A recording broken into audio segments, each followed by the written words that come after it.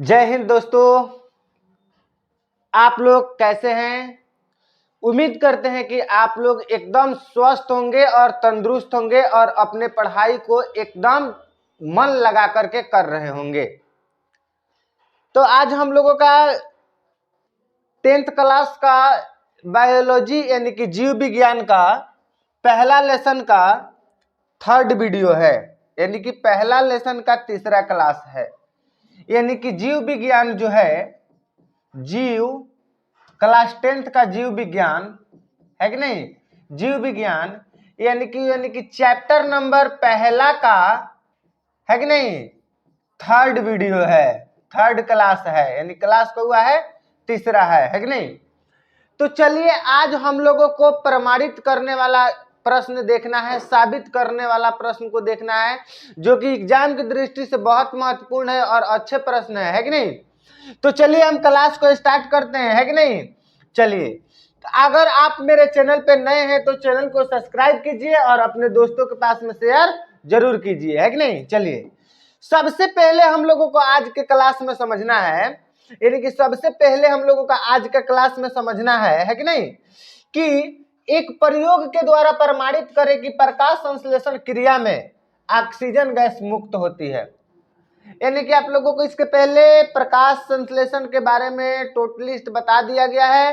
अगर आप क्लास नहीं देखे हैं, पहला और दूसरा क्लास नहीं देखे हुए हैं, तो प्ले लिस्ट में वीडियो है और जाके प्ले लिस्ट से आप लोग क्लास जरूर कर लीजिए। चलिए, तो आज हम लोग जानते हैं क्या समझेंगे। आज हम लोग समझेंगे कि प्रयोग द्वारा प्रमाणित करें कि प्रकाश संश्लेषण क्रिया में है कि नहीं, यानी क्या ऑक्सीजन गैस मुक्त होती है। ठीक है, चलिए तो समझते हैं।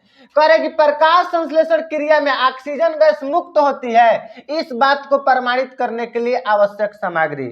यानी कि प्रकाश संश्लेषण की क्रिया में ऑक्सीजन गैस मुक्त होती है, इस बात को प्रमाणित करने के लिए, साबित करने के लिए कुछ सामान की आवश्यकता पड़ेगी। क्या चीज की आवश्यकता पड़ेगी? कुछ सामान को आवश्यकता पड़ेगी, है कि नहीं। चलिए, सबसे पहले क्या करेंगे, एक बीकर को लेंगे, एक परख नली लेंगे, जलीय पौधा एक लेंगे और कीप लेंगे और सोडियम बाइकार्बोनेट लेंगे। यानी कि इन पांचों सामग्री को सबसे पहले हम इकट्ठा करेंगे। यानी कि बीकर लेंगे और परख नली को लेंगे और एक जलीय पौधा लेंगे और एक कीप लेंगे और सोडियम बाइकार्बोनेट लेंगे, है कि नहीं। चलिए आगे बढ़ते हैं। उसके बाद में क्या कह रहा है, उसके बाद में ये कह रहा है कि सिद्धांत। तब हम लोग इसके समझेंगे, क्या चीज को समझेंगे बाबू? सिद्धांत। देखिए, प्रकाश संश्लेषण एक जैव रासायनिक प्रक्रिया है। प्रकाश संश्लेषण एक है ना, वो जैव रासायनिक प्रक्रिया है जिसमें पौधा सूर्य की प्रकाश की उपस्थिति में CO2 और जल के सहयोग से ग्लूकोज का निर्माण करता है। इस बात को आप लोग ध्यान में रखिएगा। ये जो बात आप लोगों को बताया गया है, इसको आप लोग ध्यान में रखिएगा। क्या ध्यान में रखिएगा? ध्यान में ये रखिएगा कि प्रकाश संश्लेषण एक जैव रासायनिक प्रक्रिया है जिसमें पौधा सूर्य की प्रकाश की उपस्थिति में, CO2 और जल के सहयोग से ग्लूकोज का क्या करता है? निर्माण करता है। इतना आप लोग याद रखिएगा, ठीक है बाबू। उसके बाद में जब हम 5 गो सामग्री लिए थे, यानी उसमें अब हम उसको क्रिया करेंगे, यानी कि क्रिया विधि करेंगे। देखिए, क्रिया विधि में क्या करेंगे, यानी कि बीकर में 2/3 भाग जल लेंगे और हाइड्रा के पौधा को पानी में डालकर कीप से ढक देंगे। हाइड्रा के एक पौधा ले लेंगे और उसको पानी में डाल के कीप से क्या करेंगे, उसको ढक देंगे। उसके बाद में अब कीप को जल से भरे परख नली की सहायता से सावधानी पूर्वक ढक देंगे। यानी कि अब कीप को जल से भरे परख नली की सहायता से सावधानी पूर्वक उसको हम क्या करेंगे, ढक देंगे। धूप में छोड़, उसके बाद में क्या करेंगे, उसके बाद में ढक देंगे। उसके बाद में क्या करेंगे कि धूप में छोड़ देंगे। उसके बाद में क्या करेंगे कि धूप में छोड़ देंगे और धूप में छोड़ने के बाद यानी कि फाइनली सर्वेक्षण में पाया गया कि पत्ती में ऑक्सीजन का, यानी कि पत्ती से ऑक्सीजन का बुलबुला परख नली में दिखाई दे रहा है। समझिए थोड़ा सा ध्यान से, है कि नहीं। यानी कि सबसे पहले बीकर में 2/3 भाग जल ले लेंगे और हाइड्रा के पौधा को पानी में डालकर कीप से ढक देंगे। इतना काम आप कर लेंगे। उसके बाद में क्या करेंगे, कीप को जल से भरे परखनली की सहायता से सावधानी पूर्वक ढक देंगे और उसके बाद में कुछ देर के लिए उसको धूप में छोड़ देंगे। क्या करेंगे बाबू, कुछ देर के लिए उसको धूप में छोड़ देंगे, है कि नहीं। और धूप में छोड़ने के बाद में फाइनली हम लोग को सर्वेक्षण में पाया जाएगा कि पत्ती से ऑक्सीजन का बुलबुला क्या हो रहा है, परखनली में दिखाई दे रहा है। यानी कि पत्ती से ऑक्सीजन का बुलबुला परखनली में क्या कर रहा है, दिखाई दे रहा है कि नहीं। तो हम कह सकते हैं, है कि नहीं, कि अतः इस प्रयोग से यह सिद्ध होता है कि प्रकाश संश्लेषण प्रक्रिया में ऑक्सीजन गैस क्या होती है, मुक्त होती है। क्या होती है बाबू, मुक्त होती है। यानी कि प्रकाश संश्लेषण की क्रिया में ऑक्सीजन गैस क्या होती है, मुक्त होती है। यानी कि इस प्रयोग से हमको क्या हुआ, साबित होगा। ठीक है, चलिए उसके बाद में समझिए बाबू, ये वाला प्रश्न देखिए। ये वाला प्रश्न क्या कह रहा है, प्रश्न कह रहा है कि ना हो, प्रश्न कह रहा है कि साबित करें। क्या करना है, साबित करना है। क्या करना है, साबित करना है कि ना। साबित करें कि प्रकाश संश्लेषण क्रिया के लिए क्लोरोफिल आवश्यक है। अच्छा प्रश्न है, 3-4 गो साबित करने वाला है, उसमें से एगो पूछता है, एग्जाम में पूछ देता है। तो इसको आप लोग ध्यान में रखिए। अभी से ही हम लोगों को क्रैश कोर्स ये वो उसके बारे में उस समय सोचा जाएगा, लेकिन अभी से ही हम लोगों को ध्यान में रखना है कि कौन कौन सा प्रश्न हमारे बोर्ड की दृष्टि से है कि नहीं। पढ़ना तो सब है, नॉलेज लेना मतलब ऐसा हम नहीं, यानी पूरा जितना सिलेबस है उसको एकदम अच्छे से पढ़ाई करना जरूरी है। और इसके साथ साथ में पढ़ाई के साथ साथ में हम लोग एग्जाम के भी तैयारी के लिए जो इंपॉर्टेंट प्रश्न है उसको भी फोकस में ध्यान में रखना जरूरी है कि नहीं। तो चलिए समझते हैं।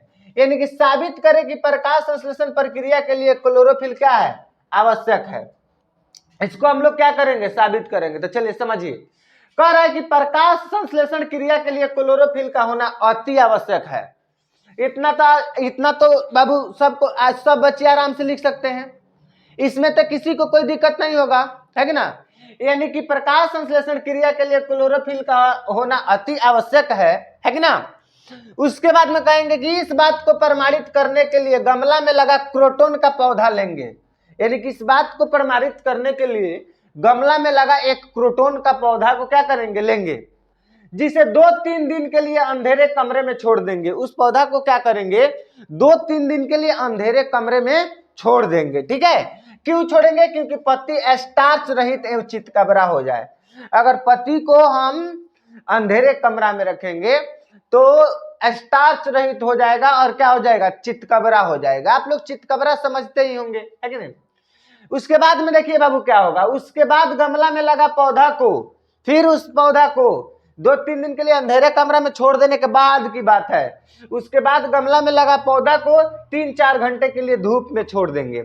उसके बाद जो गमला में जो पौधा लगा है उस पौधा को क्या करेंगे, 3-4 दिन के लिए धूप में छोड़ देंगे। ठीक है, उसके बाद पत्ती को तोड़कर, उसके बाद में क्या करेंगे कि एक पत्ती को उसमें से तोड़ेंगे और तोड़ने के बाद में अल्कोहल से भरे परखनली में डालकर उबाल देंगे। एक अल्कोहल यानी कि एक अल्कोहल से भरे परखनली में क्या करेंगे, उस पत्ती को डाल देंगे और डाल करके क्या करेंगे बाबू, उबाल देंगे। डाल करके क्या करेंगे, उबाल देंगे। ठीक है, यानी कि डालने के बाद में हम उसको क्या करेंगे, उबाल देंगे।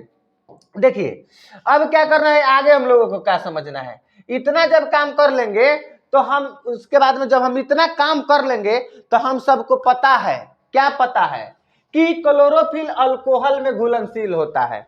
हम सब लोगों को यानी सब बच्चे को पता है कि क्लोरोफिल क्या होता है, अल्कोहल में घुलनशील होता है कि ना। उसके बाद में प्रयोग में पाया जाता है कि जहां क्लोरोफिल था वहां का रंग काला नीला और जहां क्लोरोफिल नहीं था वहां का रंग सफेद हो गया।